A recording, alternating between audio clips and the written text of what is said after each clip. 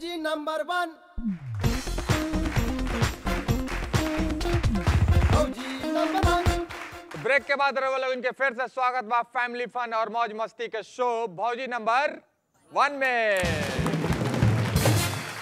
तो आइए अब बढ़ल जाओ अपना अगला राउंड की ओर, जेकर नाम बा कौन कितना पानी में। तो जैसा कि रवो लोग इनके पहले से पता बा कि हम यहाँ से पूछे 4 प्रश्न। सबसे पहले जे बजर बजाई ननद या देवर उनकरा हम मौका देम कि उस सवाल अब या तो अपन भौजी से पूछस या केहू दोसर के भौजी से। अपना भौजी से पूछला पे सही जवाब मिले पे मिली उनका 20 अंक, गलत जवाब पे कुछ भी माइनस ना हुई। लेकिन अगर रउआ दूसरा के भौजी के फंसैनी और वो भौजी अगर सही जवाब दे दिली तब तो उनका मिल जाए 40 अंक, गलत जवाब पे -20 अंक। तो टांग घिंचाए वाला बा भौजी रसीली के और झुमरी के, क्या कि सबसे ज्यादा नंबर लेके ये लोग लीड कर रहा बा। तैयार बानी? हमने के तो तैयार बनी सब बिहाने से। अब रवो लोग बिहाने बिहाने में आए नहीं तो रवो लोग तो हर चीज बिहाने से।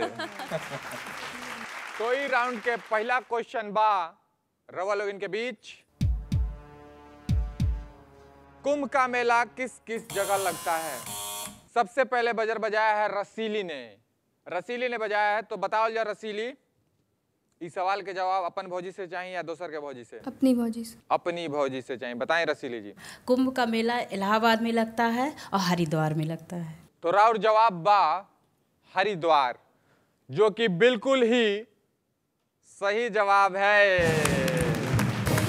बहुत बहुत बधाई रसीली जी, रवा जीत गए बानी 20 अंक। अब बढ़ता नहीं अपन अगला प्रश्न की ओर। प्रश्न बा, महाराजा परीक्षित को किसने जीवन दान दिया था? सबसे पहले बजर बजाया है छबीली जी ने। छबीली जी बताओ जाओ इस सवाल के जवाब रवा केकरा से चाहिए? इस सवाल के जवाब हम झुमरी भौजी से पूछम। झुमरी जी से पूछें। झुमरी जी बताई।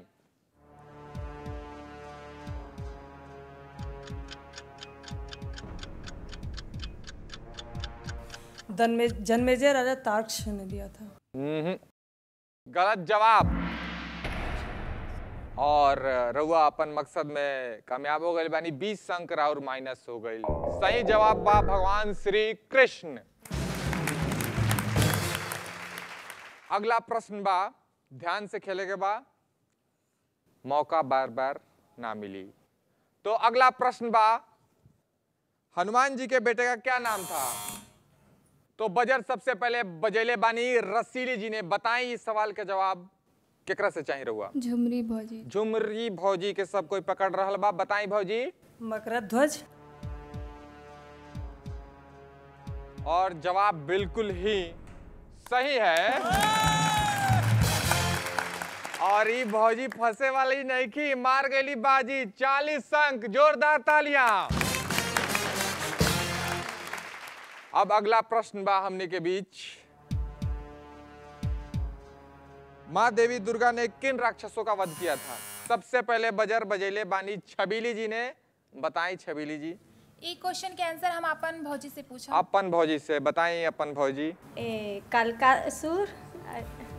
5 4 3 2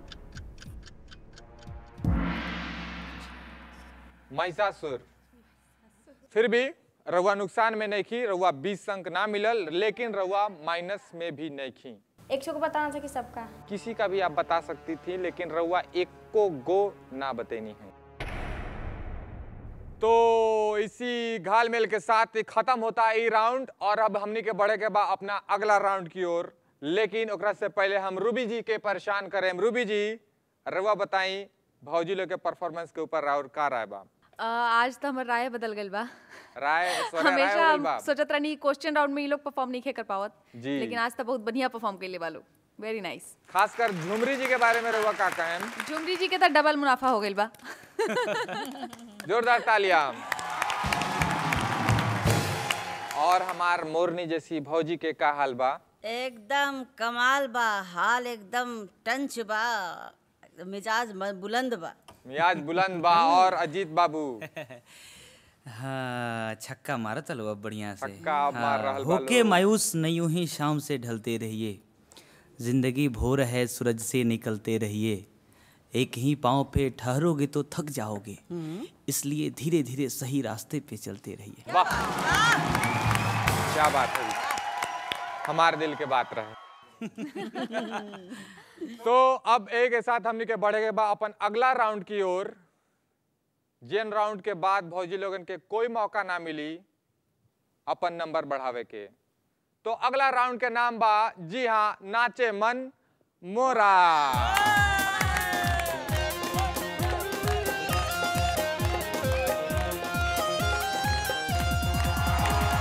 तो नाचे मन मोरा भौजियन लोगिन ला लास्ट राउंड बा। ए राउंड के परफॉर्मेंस के बाद रुआ लोगिन के नंबर मिली और हमनी के बीच हमनी के पहलका भौजी ऑफ द वीक मिली, भौजी नंबर 1 मिलियन। जोरदार तालियां। तो जैसा कि हर सिक्का के दो पहलू होखेला, वहीं यही सिक्का में दो पहलू बा। एक तरफ हमनी के एगो भौजी मिलियन, तो दूसरा तरफ आज हमनी के बीच से 3 गो भौजी अलविदा कह के चल जाइयन। ई राउंड के पूरा जम के खेले के बा और पूरा दम खम दिखावे के बा, क्योंकि ई आखिरी मौका बा। ठीक बा, तो तैयार बानी? तैयार। लेकिन ये राउंड में जाए से पहले हमनी के लेवे के पड़ी एक छोटा सा कमर्शियल ब्रेक। लेकिन रवा लोग इनके कहीं जाए के जरूरत नहीं खे, हमनी के बस यूं गईनी और यूं भौजी गईनी। नंबर 1।